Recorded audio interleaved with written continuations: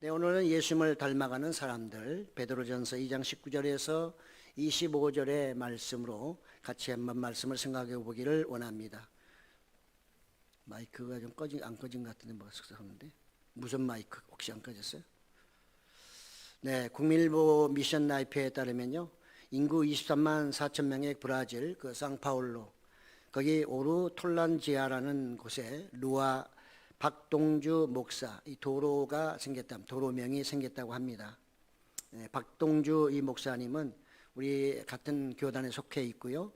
또 그런가 하면 31년 동안 브라질에 가서 선교 사역을 했는데 안타깝게도 지난 6월 달에 코로나19로 인해서 감염이 되었고 결국은 소천하고 말았습니다. 65세 소천을 했습니다. 원래 박 목사님은 10여 년 동안 정말 늘 자기가 아프리카에 가기를 기도했으나 하나님께서는 그를 또 필리핀으로 그의 발걸음을 옮겨주시고 그곳에 가서 열심히 사역을 했습니다. 그는 정말 그 현지에 가서 8개의 교회를 개척하기도 했는데요. 그는 첫 번째, 두 번째는 개척을 했지만 한국식의 어떤 목회를 하다가 실패를 하고 말았습니다. 그리고 세 번째부터는 목회 방법을 바꿔서 이제 했고, 그래서 300명이라는 많은 숫자가 모여서 이렇게 교회가 이렇게 잘 진행되고 있었으나 또 현지 부목사를 채용을 했는데 결국은 그 부목사가 그 300명 중에 6명만 남기고 나머지 다 데리고 가서 다른 데 가서 교육을 개척을 했습니다. 교회를 세웠습니다. 저는 뭐 크게 보면 다 그것도 하나님의 교회이기 때문에 크게 져가지는 않는다고 보는데 그래도 그분의 입장에서 많이 섭섭했겠죠. 그분은 그래서 회개했습니다. 뭘 회개했을까요? 그동안에 내가 열심히 잘해서 능력이 있어서 이렇게 교회가 세워진 줄 알았더니 하나님의 은혜였다. 하나님의 은혜가 아니면 순간적으로 모든 성도가 다 옮겨질 수 있다는 것을 그가 거기서 깨닫게 되고 깊이 회개한 다음에 이제는 오로지 주님의 뜻대로 정말 목회하기를 다시 한번 다짐을 했다고 합니다. 그럼 그때부터 정말 그 지역에 정말 영성을 위해서 신학교와 또 영성훈련 학교도 세우고 그 남은 6명을 잘 양육을 해서 결국은 목회자와 또 교사로 이렇게 배출을 하게 됐습니다. 그리고 그 나머지 한 6명 중에 남았던 중에 한 사람 목사가 된 사람이 바로 이 박동주 목사님 도로 인근에 있는 CPI 아만다 교회 담임 목사로 또 이렇게 청빙이 돼서 이렇게 위임이 됐다고 합니다. 그분은 실업과 마약, 알코올 중독으로 어려움을 겪고 있는 많은 사람들에게 접근해서 그들에게 복음을 전해주며 그들의 삶을 좀 더 변화시키려고 무던히 애를 썼던 분입니다. 그의 아들의 말에 따르면 박 목사님은 무조건 도움을 주지 않고 실업자들에게 쌀과 생필품 등 그것이 담긴 키트를 주되 6개월 이상은 지원을 하지 않았다고 합니다. 계속 도와주게 되면 자립 의지가 이제 없어지기 때문에 그래서 도와주지 않고 도와줄 땐 반드시 한마디, 너희도 나중에 취업해서 돈을 벌거든 너희처럼 이렇게 가난한 사람들에게 꼭 도와줘라, 이렇게 말을 했다고 하는 것이죠. 코로나19로 브라질도 굉장히 어렵습니다. 우리보다 훨씬 심하죠. 거기는 뭐 이렇게 정말 죽으면 막바로 묘지로 갑니다. 무슨 뭐 장례 절차 이런 것을 아예 허락을 안 한다고 해요. 그럼에도 불구하고 이 박동준 목사님의 그 삶이 너무나도 아름다웠기 때문에 그 시장도 그가 소천했을 때에 정말 그 가족끼리 이렇게 장례를 치를 수 있도록 특별하게 배려를 해줬다고 합니다. 오늘 예수님을 닮아가는 사람들, 우리는 다 예수님을 닮아가기 위해서 부르심을 받은 사람들입니다. 여기는 박동주 목사님만 그런 게 아니라 저도 여러분도 똑같습니다. 그렇지만 우리 크리스찬은 제사장으로서 또 선지자로서 예수님의 가신 그 길을 잘 본받아서 세상에 빛이 되고 소금이 되는 그런 역할을 감당을 해야 할 것입니다. 오늘날 우리가 예수님의 제자가 되는 것은 특별한 사람만 되고 대부분의 크리스찬들은 제자가 아니라고 생각하고 그냥 성도로 살아간다고 하는데 성도 역시 예수님의 제자의 그 안에 다 포함이 되어 있다는 것을 우리는 잊어서는 안 될 것입니다. 오늘 본문의 말씀은 한마디로 요약하면 바른 크리스천은 예수님의 삶을 본받아야 한다라는 메시지입니다. 베드로 우리 너무나 잘 알죠. 그는 예수님의 수제자, 예수님보다 나이가 좀 더 많이 먹은 사람으로 알려져 있습니다. 그는 많은 에피소드를 남기기도 했습니다. 그가 나중에 성령이 충만해서 정말 말씀을 전할 때는 수천 명이 회개하는 그런 놀라운 역사도 있었습니다. 그렇기 때문에 그의 그 메시지는 당시의 그 기독인들에게 엄청난 영향력을 끼쳤다고 볼 수가 있는 것이죠. 그가 순교할 때 예수님, 나의 주님이 십자가에 똑바로 달려 돌아가셨는데 내가 어찌 주님 앞에 똑같이 죽을 수 있겠는가? 나는 십자가를 거꾸로 지고 거꾸로 내가 달려 죽겠다. 이렇게 해서 우리 전설에 의하면 베드로는 십자가를 거꾸로 지고 죽었다고 말하고 있습니다. 그만큼 그는 살아생전에 그 사역 가운데 예수님의 그 발자취를 따라가려고 무던히 애썼던 사람입니다. 우리는 보통 힘들면 보통 연예인들이 그러더라고요.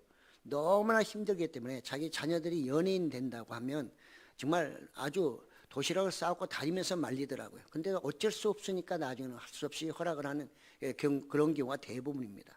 왜? 자기가 그 길을 가보니 그 정도 노력이라면 세상에서 무엇을 해도 성공할 수 있다는 거죠. 베드로도 마찬가지입니다. 그의 길이 얼마나 고난의 길이었고 정말 험난한 길이었고 고통의 길이었습니까? 근데 베드로는 그것이 아니라 오히려 그가 갔던 그 길에 대해서 지금 성도들에게 함께 가자고 권면하고 있다는 거죠. 그 길을 가지 말라고 하는 세상의 부모님과는 달리 오히려 베드로는 그가 겪었던 그 고난의 길이 가장 의미가 있었고 그 고난의 길 속에서 하나님이 주시는 그 은혜를 그는 충분히 맛보았기 때문에 그 정도의 고난은 아무것도 아니라는 것을 그는 몸소 체득했던 것입니다. 그렇기 때문에 그는 아주 담대하게 이런 메시지를 통해서 편지를 통해서 모든 교회들에게 그것을 전하고 있다는 사실입니다. 과연 자기가 경험했던 것이 좋지 않다면 누가 이렇게 강하고 담대하게 따라오라고 말할 수 있겠어요? 그것이 분명히 자기에게 보람이 됐고 의미가 있기 때문에 그리고 나아가 이것이 자기의 모든 인생에 있어서 걸만한 내 인생을 다 걸어도 충분한 그런 일이었기 때문에 그런 주님에 따른 길이었기 때문에 그는 그 길을 따라가고 나아가 성도들에게도 그 길을 따라가자 같이 가자고 권면하고 있다는 사실입니다.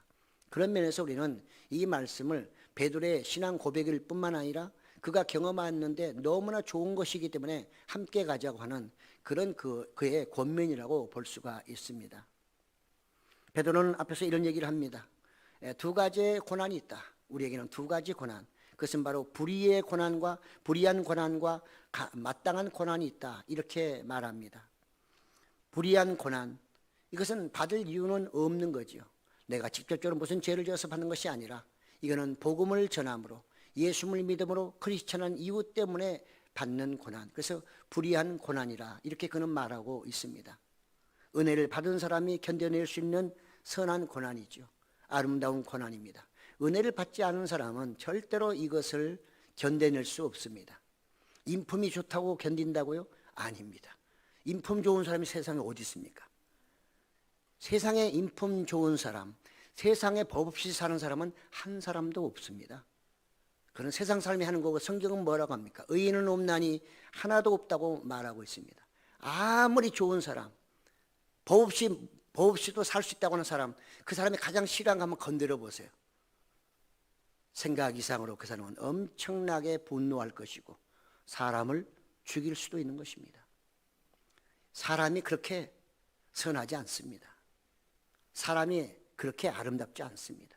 사람이 아름다우려고 하면 뭔가 다른 것에 의해서 지탱이 돼야 되고 보호를 받아야 되고 채워져야만 아름다운 것이지 그 스스로는 절대로 아름다울 수가 없습니다.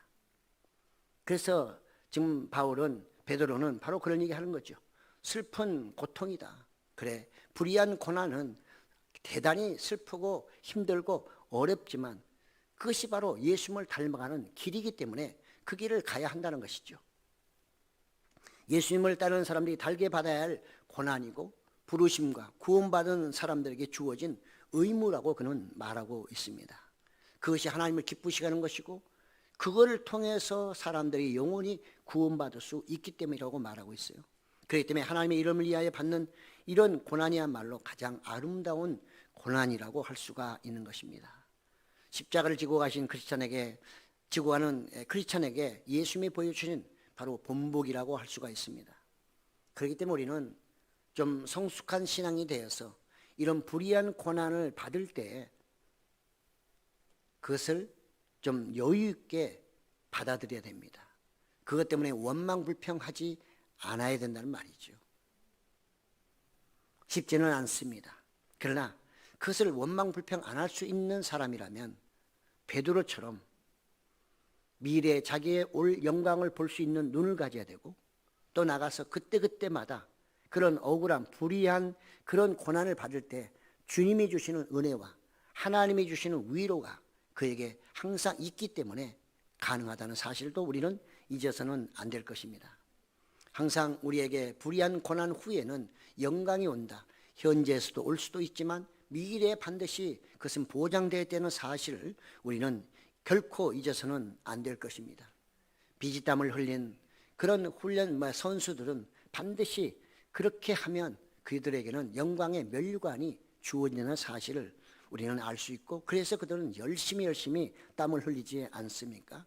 우리의 신앙인도 불의한 고난을 받으면 받을수록 그것이 은혜고 축복이라는 것을 내가 믿고 그것을 나아갈 때 거기에 참으로 놀라운 역사가 나타난다는 사실입니다. 그래서 베드로는 말합니다. 그런 불의한 고난이 오거든 기꺼이 그것을 이겨내라 이렇게 권면하고 있는 것이죠. 그러나 또한 마땅한 고난에 대해서 그런 얘기합니다. 마땅한 고난은 이것은 내가 지은 죄에 대한 벌인 것입니다. 그것은 하나님과도 관계없는 것이고 그것은 하나님의 영광과도 전혀 관계없는 것이고 그것은 마땅한 죄를 지었을 때 오는 내가 당하는 고난은 절대로 나에게 상급이나 미래가 보장되는 그런 고난이 아닌 것입니다. 그러나 우리는 종종 하다 보면 우리가 잘못된 이런 나의 잘못으로 오는 고난을 다 주님께 의지하고 주님께 핑계를 대면서 주님 때문에 주님이 하나님이 하면서 핑계를 대는 것은 매우 잘못된 것입니다.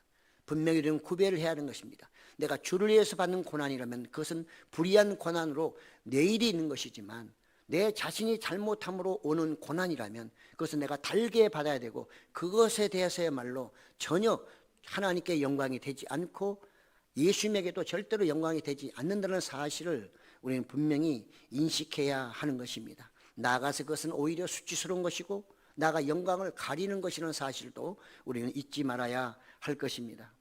예수님 옆에 있는 한 강도를 우리는 생각해 봅니다. 물론 누가복음에만 그렇게 기록되어 있지만 그 한 강도는 당신이 메시아라면 구원자라면 당신도 구원하고 우리도 구원 좀 해봐 라고 할 때에 그 옆에 있던 다른 강도가 뭐라고 합니까? 야, 우리는 죄를 지어 중형 십자가를 지는 게 마땅하지만 저분은 그런 죄도 짓지 않았는데 네가 감히 어찌 그런 말을 하냐 하면서 그 사람을 야단치는 모습을 볼 수 있습니다. 그런 양심도 없이 자기가 지은 죄가 얼마나 큰지도 모르고 예수님에 대해서 평가하고 그가 정말 이렇게 예수님을 비판하는 가장 어리석은 죄를 또 그 위에서도 지었다는 사실을 우리는 알 수가 있습니다. 그렇습니다. 우리는 가능하면 이런 마땅한 죄, 내가 짐으로 인해서 내가 받아야 되는 이런 마땅한 죄는 신앙인이라면 하지 않는 게 좋습니다. 그래야만 여러분도 편안하고 여러분의 삶에서도 의미가 있고 나아가 수많은 사람들에게 은혜를 끼치게 되는 것이고 그걸로 인해서 하나님께 영광이 되고 나아가 예수님께도 영광을 돌리는 그런 삶이 되기 때문에 그런 것입니다. 베드로는 부름받은 크리스천들에게 은혜와 선행에 대해서 또 깊이 묵상하라고 말하고 있습니다. 은혜 안에서 고난을 참을 수 있고 이것은 축복이지만 은혜 밖으로 나가게 되면 은혜 밖에서 받는 고난은 그것이 어떤 고난이든 절대로 그것은 감당할 수 없고 오히려 원망과 불평만이 나올 수밖에 없는 것입니다. 은혜 안에 있으면 우리가 선행을 하려고 애를 쓰지만 은혜 밖에 있으면 어쩐지 악한 행동을 할 수밖에 없고 그것을 하는 것이 훨씬 쉽기 때문에 사람들은 쉽게 죄를 짓게 되는 것입니다. 은혜 밖에 있다는 말은 하나님을 기쁘시게 하지 않는다는 삶으로 우리가 또 기결이 된다면 결국은 선행은 하나님을 기쁘시게 하는 일이지만 악한 행동은 하나님의 마음을 매우 불편하게 하는 것이고 그것이 쌓이고 쌓이면 나중에 하나님의 진노로 연결된다는 것을 우리는 결코 잊어서는 안 될 것입니다. 은혜 안에 있으면 부르심은 사명감으로 연결됩니다. 그래서 명령에 순종이라기보다는 내가 그렇게 살아야 되겠다고 하는 감사의 마음으로 나가게 되는 것이죠. 늘 부족함을 깨닫고 나가서 정말 어떻게든지 내가 하나님의 뜻대로 살아야겠다는 그런 마음으로 나가게 되지만 은혜 밖에 있게 되면 사명감은 점점 약해지고 매사에 있어서 원망과 불평과 나아가서 거기에 대한 거부, 모든 것이 귀찮게 여기고 하나님께 감사하기보다는 오히려 정말 투덜대는 그런 신앙인으로 변질될 수 있다는 사실을 잊어서는 안 되는 것입니다. 그렇기 때문에 우리는 항상 은혜 가운데 있으려고 애를 써야 되고요. 그 은혜 가운데 있기 위해서 기도가 필요한 것이죠. 근데 기도하지 아니하면 이런 은혜 가운데 내가 머무를 수가 없는 것입니다. 그 안에 머물러야 하나님과 교제도 일어나고 그분께 내 모든 것을 아뢰할 때 그분이 내 문제도 해결해 주실 수 있는 것이고 그분이 해결해 주신다는 믿음 안에서 내가 굳건히 나갈 수가 있기 때문에 그런 것이죠. 그래서 예수님도 기도 외에는 할 수 없다는 말씀을 하셨는데 꼭 단순히 그 장면에서 치료만이 아니라 우리의 모든 삶에 은혜로운 삶을 위해서는 기도밖에 없다는 사실을 결코 우리는 잊어서는 안 될 것입니다. 그래야만 우리는 예수님의 발자취를 따라갈 수 있는 그런 능력도 소유하게 되고 때로는 거기서 잠시 잊어버렸다면 기도를 통해 다시 그것을 회복할 수 있기 때문에 그렇습니다. 나아가서 우리는 또 하나님의 위로로 말미암아 하나님 우리에게 능력을 주시고 지혜를 주심으로 예수님을 따라갈 수 있는 그런 어떤 그런 삶을 살아가도록 하나님께서 인도하시는 것을 여러분 스스로가 경험하게 될 것입니다. 예수님을 닮아가는 것은 하나님과 예수님의 사랑을 전하는 것입니다. 그렇습니다. 여러분 세상 사람들에게 복음을 전하고 뭐하고 예수 믿으면 천국 갑니다. 백날 얘기해봤자 그 사람들은 믿지 않습니다. 천국을 본 적도 없고 우리도 본 적이 없는데 그렇잖아요. 그래도 우리는 예수님의 말씀을 통고 신앙하면서 천국이 이제 믿음으로 보여지잖아요. 그런데 믿음도 없는 그 사람에게 예수 믿고 천국 가서 구원받아 해봤자 그 사람들은 콧방귀도 안 낍니다. 들은 척 해주는 거지 다 기막고 마음 막아버려요. 뭘 해줘야 돼요?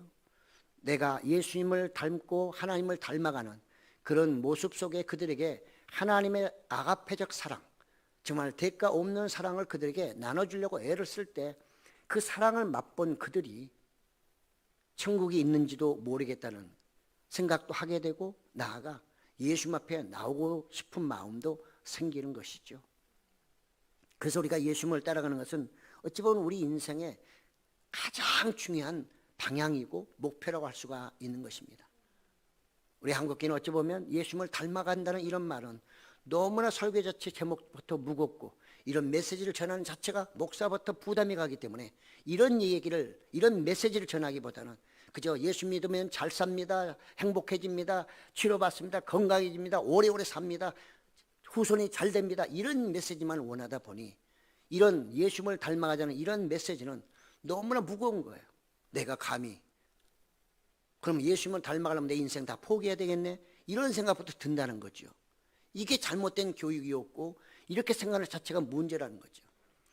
예수님을 닮아가야만 거기에 행복 있고 기쁨 있고 자녀들 후손들이 그리스도 안에서 믿음 안에서 잘 성장할 수 있는데 그런 것을 그리스도를 닮아가지 않은 상태에서 그런 열매만을 바란다면 그거는 절대로 있을 수가 없는 거죠. 씨를 뿌리지 않았는데 어떻게 나무가 있으며 열매를 딸 수가 있겠습니까?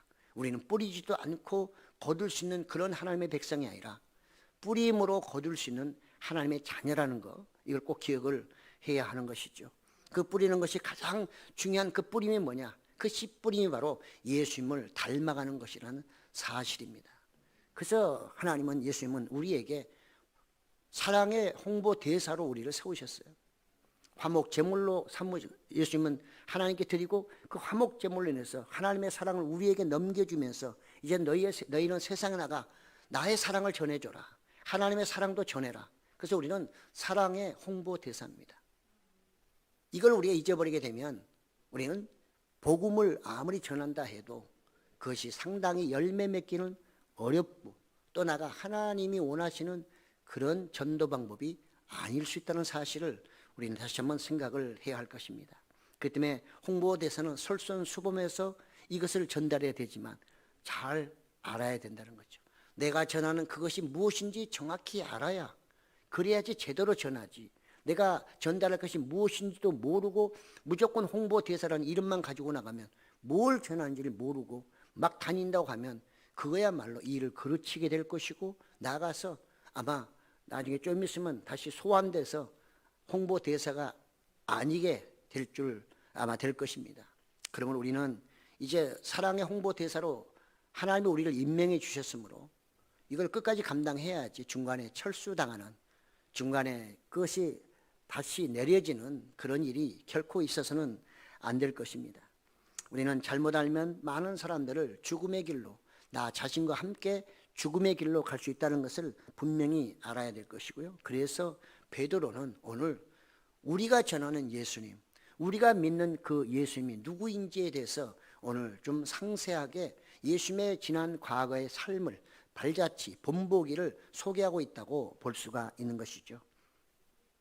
그렇기 때문에 우리 모든 교회, 부르심을 받은 모든 교회들은 예수님을 닮아가야 한다는 사실을 다시 한번 우리가 생각을 해야 하는 것이죠.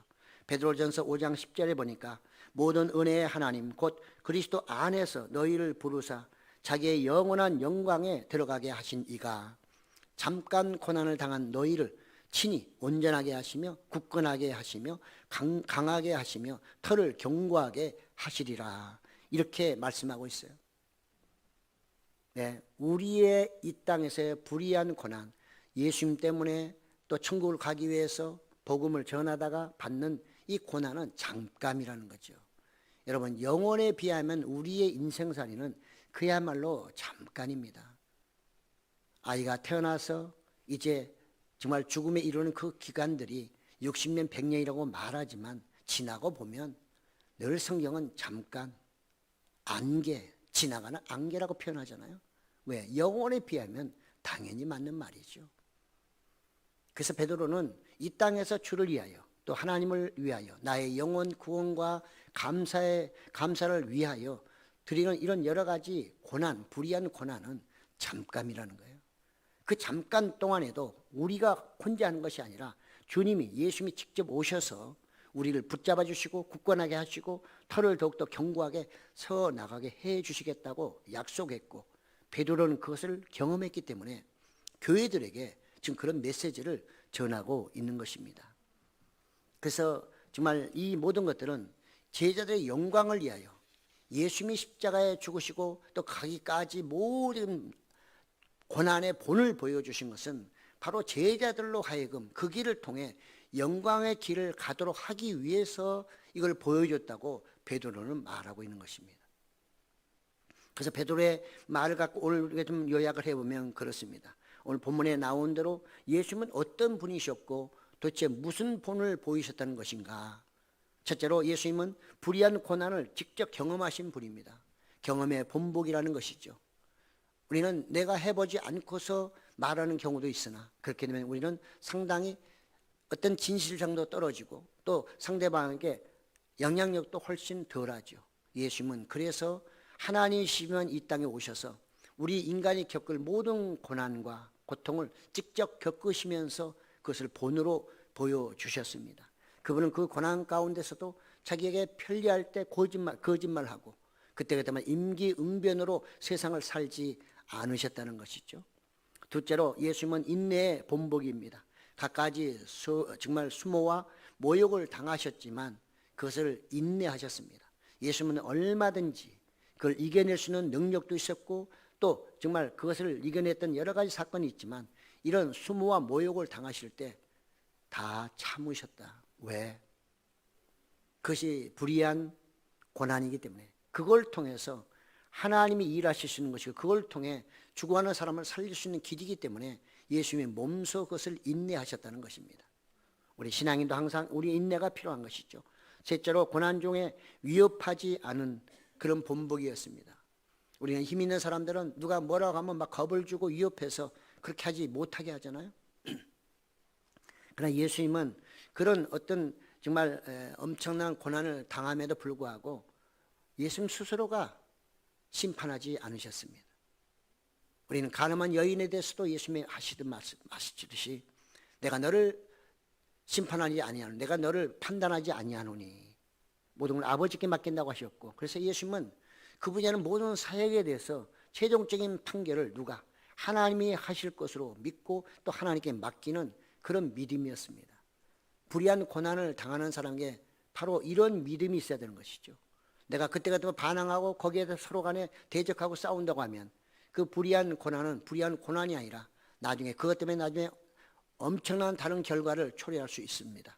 그런데 하나님께 맡기면 하나님은 그 모든 걸 알고 계심으로 나중에 정확하게 판단을 하실 것을 우리는 믿어야 하는 것입니다. 넷째로 우리는 예수님 스스로가 무거운 사역을 직접 감당하신 본복이라는 것이죠. 네, 그분은 제자들에게 대신 좀 져라. 그 당시에 얼마든지 할 수 있습니다. 옛날에 우리나라에도 정말 주인이 잘못되면 종 사가지고 종에게 얼마를 주고 종이 대신 가서 매 맞고 오는 게도 허다했잖아요. 이 당시도 예수님이 정확히 누군지를 몰라요. 오늘날처럼 무슨 카메라에 찍혀가지고 뭐 이렇게 인물 파악할 수 있는 게 아니잖아요. 이 사람이 예수님이라고 하면 예수님이 되는 겁니다. 충분히 할 수 있으나 예수님은 제자들에게 그 무거운 짐을 맡기지 않고 스스로가 자발적으로 걸어가서 그들에게 잡혀주시고 그 십자가의 중형을 지셨다는 사건이죠. 우리도 그래서 이런 무거운 사역을 할 때, 무거운 짐이 나에게 온다 할 때 그걸 다른 사람에게 밀쳐버리거나 또는 핑계로 그것을 빠져나오는 것이 아니라 때로는 그것을 내가 직접 경험하는 이것이 필요한 것이죠. 다섯 번째로 우리는 죄값을 대신 갚아주신 예수님의 그 본보기를 우리는 기억해야 됩니다. 우리는 다 죄인이었지만 예수님은 우리를 살리시기 위해서 십자가에 돌아가신 것이고요. 그것은 하나님을 기쁘시게 하는 것이었습니다. 그것을 위해서 또 예수님이 오셨죠. 그 사명을 예수님은 끝까지 기억하고 계셨다는 것입니다. 우리도 신앙생활 하면서 하나님의 여러 가지 복음과 나아가 신앙생활 때 오는 이런 불의한 고난이 있을 때 내가 그걸 견뎌야 되는 이유, 그것은 바로 그 견딤으로 다른 사람의 영혼이 구원받을 수 있다는 사실입니다. 내가 그것을 이겨내면, 고난을 이겨내면 다른 사람에게 은혜로 가지만 내가 그걸 이겨내지 못한다면 나는 그 순간에 편할지 모르겠으나 상대방은 나의 그것으로 인해서 이제는 교회와 영영 멀어지고 예수님을 만날 수 있는 기회는 완전히 사라져 버릴 수 있다는 사실을 우리는 기억해야 되죠. 예수님이 만약에 십자가를 지지 않으셨다면 모든 죄인은 그로 말미암아 구원받을 수 있는 길이 완전히 막히고 말았을 것입니다. 이것을 너무나 잘 아시는 예수님은 그 십자가의 고통이 엄청나지만 그것을 지신 이유, 그것은 모든 사람의 죄값을 치르기 위해서, 그것이 또한 하나님의 뜻이었기 때문에 그런 것입니다. 여섯째로 이런 양들을 돌아오게 한 본복입니다. 그렇습니다. 오늘날 우리 교회가 꼭 해야 될 일은 신앙생활을 하다가 세상으로 나간 사람들입니다. 다 이런 양들입니다. 예수님도 99마리보다도 한 마리의 그 잃어버린 양을 중시 여겼다고 말씀하고 있는데, 이제 우리 교회들은 그동안의 교회를 다니며 상처입었던 많은 사람들이 다시 우리의 불의한 이 고난을 통해 그들이 다시 돌아오도록 해야 하는 것입니다. 악인들이 끌고 간 불쌍한 양들을 다시 찾아오기 위해서 예수님이 이 땅에 몸을 던지셨습니다. 목자 없는 양들이 예수님께 돌아왔던 것은 예수님의 철저한 희생이었습니다. 우리들도 마찬가지로 죽을 수밖에 없는 죄인, 그리고 방황하는 그런 양과 같은 존재였으나 예수님의 보혈로 우리가 교회에 모여 이 시간 우리가 주님을 생각하며 또 그 구원에 감사하며 함께 예배를 드리고 있지 않습니까? 우리도 다 주님 앞에 돌아온 양들인 것입니다. 그분의 치료를 그래서 받는 것입니다. 주님께 오는 사람들은 그분이 치료해 주실 것이고 나가 죽음에서 이제는 영원한 영생으로 우리를 인도하게 되실 것입니다. 그래서 이 모든 것은 하나님께 영광이 되는 것이고 예수님에게도 궁극적으로 영광이 되는 것입니다. 그러므로 우리는 예수님의 이 최후의 승리가 되기 위해서 불의의 그 십자가의 고난을 받으신 것처럼 저나 여러분도 이제는 그 불의한 고난을 달게 받을 수 있는 그런 신앙인으로 나가야 한다는 것입니다. 한국교회는 앞으로 이 길로 가야만이 이제 다시 회복될 것이고 정말 교회를 떠났던 사람들이 다시 교회를 그리워하며 돌아오게 될 줄로 믿습니다.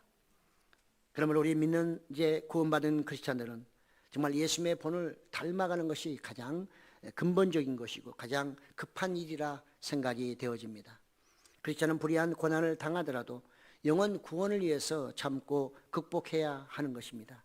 이것이 은혜 받은 사람들의 아름다운 모습입니다. 은혜에 대한 당연한 보답입니다. 죄가 있어 매를 맞으면 무슨 거기에 선함이 있겠는가? 거기는 상급이 없다고 말씀했습니다. 하지만 죄 없이 맞는 매는 억울하지만 그 억울함을 하나님이 또 보상해 주실 뿐만 아니라 그 억울함을 통해 상대방은 위로를 받을 것이고 나아가 또 내가 억울한 그 고난을 통해 하나님은 나에게 면류관을 주신다고 말씀하고 있습니다.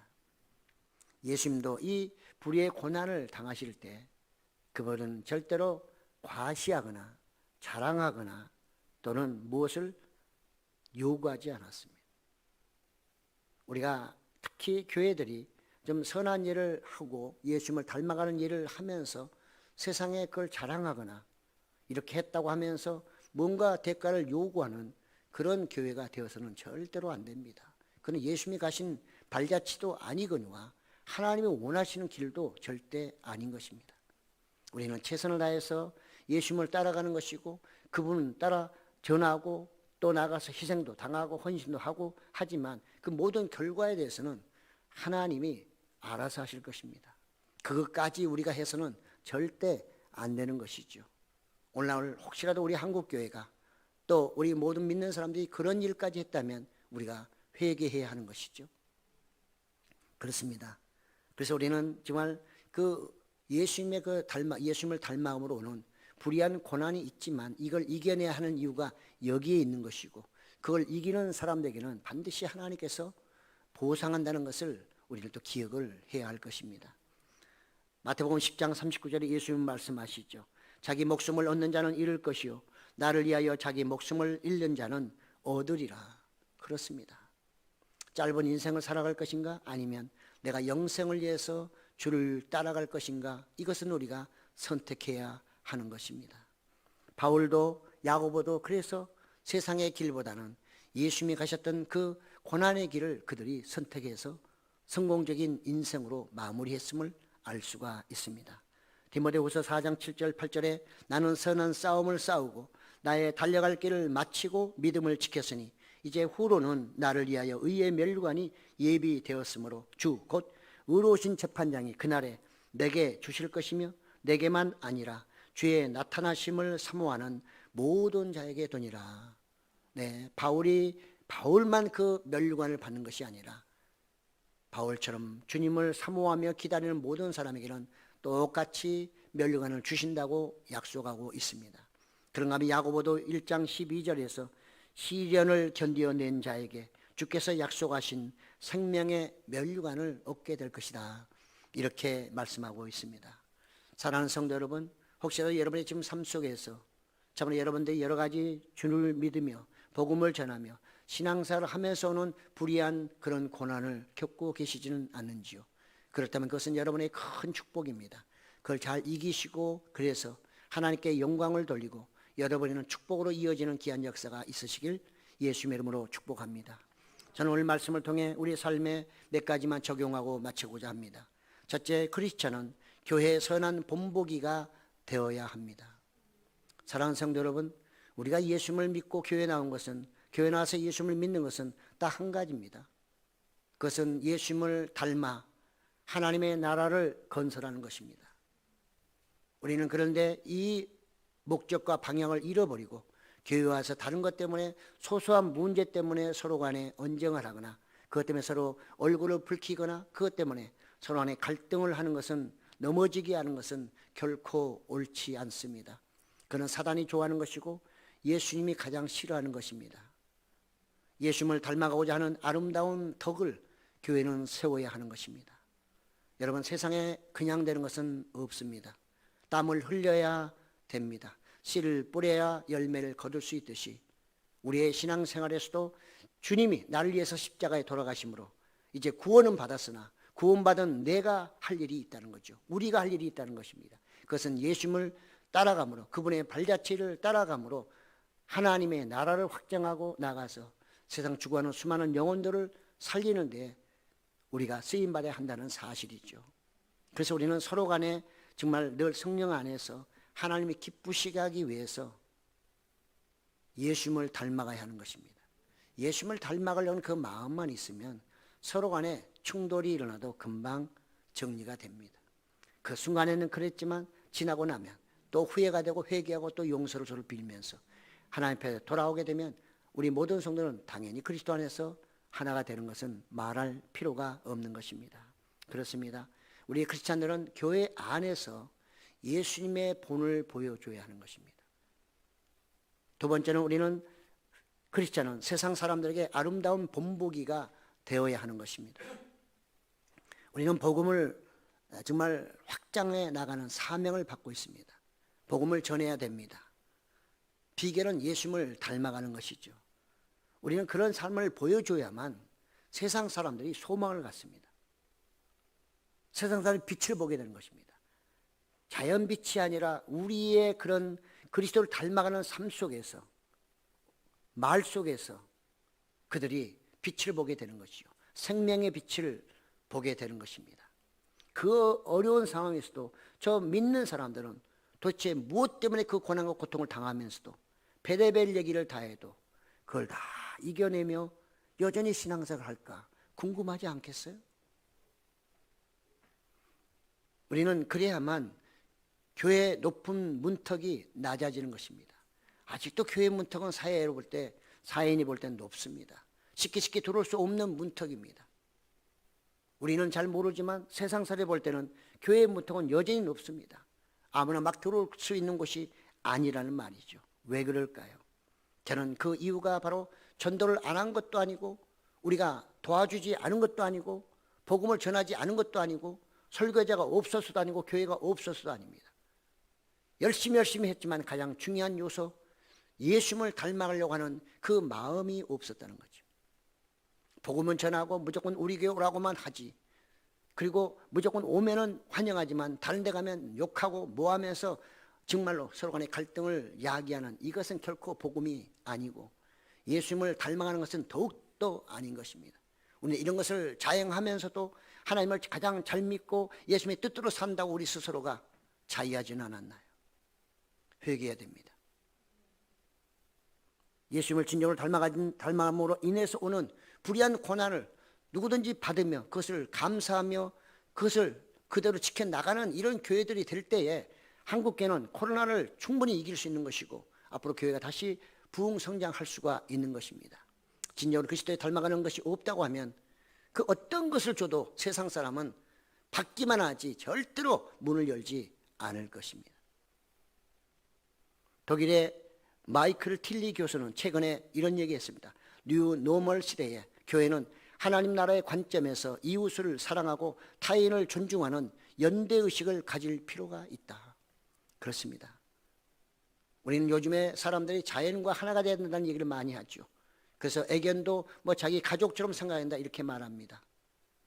우리 기독교인도 우리 안에서 울타리 안에서만 갈 것이 아니라 이젠 세상을 향하여 그들과 공동의식을 가지고 함께 그들과 가야 된다는 이런 의식 속에 예수님을 닮아가야만 그들도 우리를 보며 예수님을 닮아가게 될 것이고, 그러면 하나님의 나라는 점차적으로 자연적으로 확장되리라 믿습니다. 세 번째로 교회는 예수님을 닮아감으로 영광을 볼 것입니다.